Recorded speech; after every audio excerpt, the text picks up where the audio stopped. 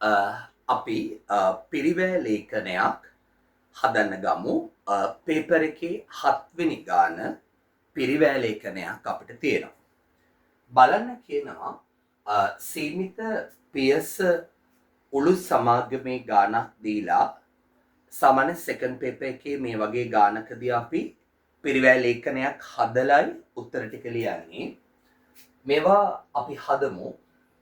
මතක් කරගන්න පිරිවෑ ලේඛනයකදී තීරු 3කට ගානේ නම ලියන්න. තීරු 3කට ගානේ නම ලියන්න. සීමිත පියස උළු නිෂ්පාදන සමාගම 2023 ජනවාරි මාසයේ සඳහා පිරිවෑ ලේඛනය කියලා ලියන්න. එතකොට මේ පිරිවෑ ලේඛනයක් හදනකොට අපි ප්‍රාථමික පිරිවෑ හොයලා ඒකට නිෂ්පාදන පොදුකාර පිරිවෑ එකතු කළා මුළු නිෂ්පාදන පිරිවෑ ගණනය කරන එකනේ කරන්නේ.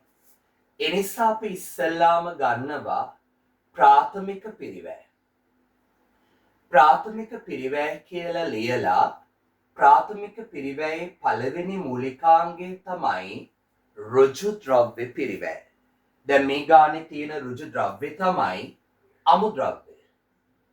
අමුද්‍රව්‍ය කියලා මෙහිම දාලා 3,53,500 අපි දානවා. ඊට පස්සේ මේකේ තියෙනවා ඍජු ශ්‍රමය.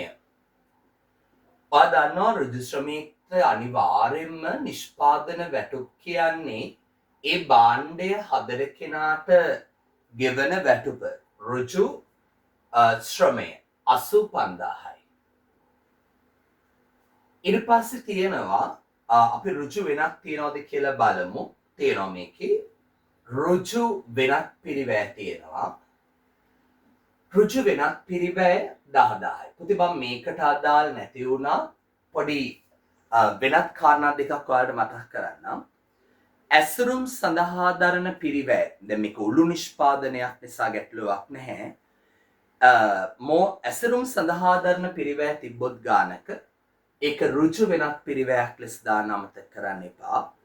ඒ වගේම මෝස්තර නිර්මාණ කරුට ගෙවන සිදු කරන ගෙවීම ඍජු වෙනක් පිරිවෑයක් ලෙස දාන්න අමතක කරන්න එපා. මෙන්න මේ පිරිවෑ තුනේ එකතු අපි ගමු ප්‍රාථමික පිරිවෑ විදිහට 500යි 5යි 3යි 8යි 8යි 5යි 13යි 1යි 14න් 4 දැම්ම එකක් ඉතුරුයි. මේ තමයි ප්‍රාථමික පිරිවෑ. ඊට පස්සේ අපි මේකට එකතු කළා නිෂ්පාදන පොදුකාර්ය පිරිවෑ. ඒකේ පළවෙනි මූලිකාංගය තමයි වක්‍ර ද්‍රව්‍ය. මේ ගානේ තියෙන වක්‍ර ද්‍රව්‍ය තමයි තීන්ත. right? තීන්ත. තීන්ත 5000යි. ඊට පස්සේ මේ ගානේ තියෙන වක්‍ර ශ්‍රමය අපි ගමු. මේකේ තියෙන වක්‍ර ශ්‍රමය සුපරීක්ෂණ වේතන 48000යි. ඒ වගේම ආරක්ෂක අංශයේ වැටුප් තියෙනවා 20000ක්. ඒ තමයි වක්‍ර ශ්‍රමය. වක්‍ර වෙනත් අපි ගමු. වක්‍ර වෙනත් කම්හල් විදුලිය 12000ක් තියෙනවා. යන්ත්‍රශය පිරිවැයක් 7000ක් තියෙනවා. කම්හල් රක්ෂණේ තියෙනවා 3000ක්. කම්හල් රක්ෂණේ 3000යි. ඊළඟට නඩත්තු වියදම් තියෙනවා රුපියල් 5000යි.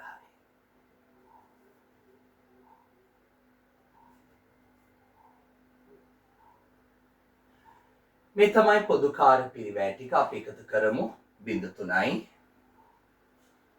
8යි 5යි 13යි 2යි 15යි 15යි 10යි 25යි 30යි බිඳුවෙන් දැම 3ක් ඉතුරුයි 4යි 3යි 7යි 7යි 2යි 9යි 10යි ලක්ෂයක් එනවා හරියට. 5,48,500ක් එනවා මුළු නිෂ්පාදන පිරිවැය. මුළු නිෂ්පාදන පිරිවැය. මුළු නිෂ්පාදන පිරිවැය.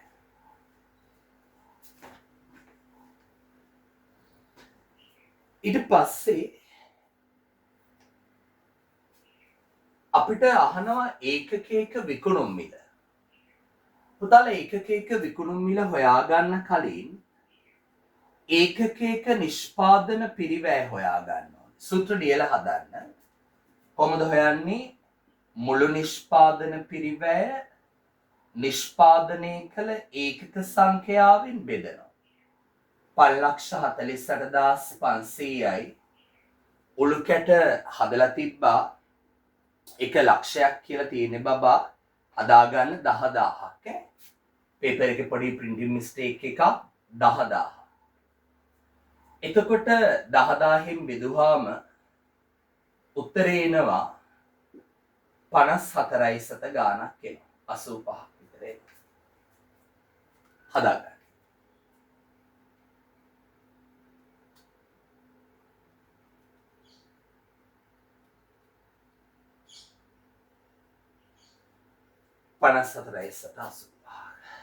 මේක නෙමෙයි උත්තරේ. right මම මේ පොඩක් මේ හරිය ලියා ගන්නම් 54,85.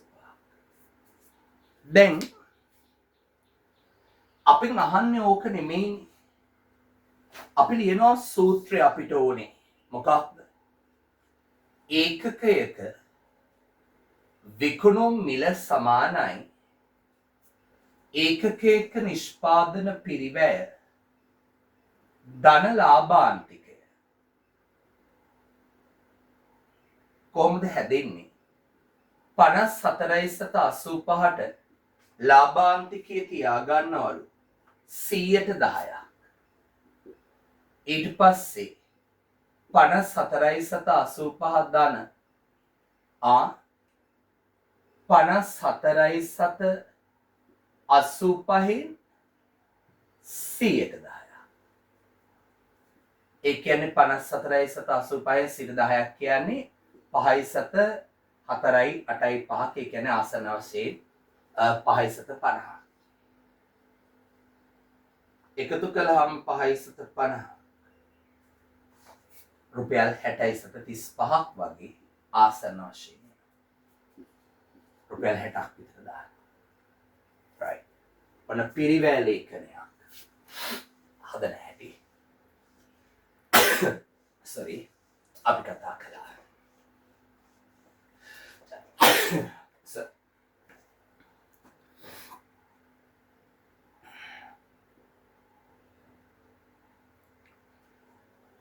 ඊළඟට අපි යමු ලාභ අරමුණු කර නොගත් සංවිධානයක ආදායම් ප්‍රකාශනයක් හදන්න. මම ඊට කලින් පොඩ්ඩක් මතක් කරලා දෙන්න. එයාගේ ලැබීම් හා ගෙවීම් ගිණුම ගැන. ඒක ලේසියට මතක් කරගන්න මුදල් පොතට සමානයි. වාර්තා කරන්නේ මුදල් ලැබීම් හා මුදල් ගෙවීම් වල මතකද සාරාංශය. දැන් බලන්න මේකේ දීලා තියෙනවා මිහිර ඊට යමු. බාන්නර ඊළඟ පිටුවේ තියෙනවා මිහිර සුබ සාධක සමිතියේ භාණ්ඩාගාරික 2020 අවුරුද්දේ තොරතුරු දීලා තියෙනවා. අපි ආදායම් ප්‍රකාශනයක තොරතුරු පොඩ්ඩක් බැලුවොත් පුතා ආදායම් ප්‍රකාශනයට මොනවාද ඇතුළත් කරන්නේ? ආදායම් සහ වියදම්. ආදායම් ප්‍රකාශනයට මොනවාද ගන්නෙ නැත්තේ? වත්කම්, වගකීම් සහ හිමිකම්. කොහොමත් හිමිකම් නැන්නේ නේද? මේ ලාභ අරමුණු කරන ගත්තේ එකට අයිතිකරුවෙක් එහෙම ප්‍රාර්ථනයක් දාන්නේ නැනේ. එතකොට ආදායම් ප්‍රකාශනයට ගන්නෙ මොනවාද? ආදායම් සහ වියදම්. මොනවාද ගන්න නැත්තේ? වත්කම් ගන්න එපා, වගකීම් ගන්න එපා, හිමිකම් ගන්නෙ නැහැ. ඊළඟට මේ ආදායම් සහ වියදම් වල මොන ප්‍රමාණද ගන්නෙ?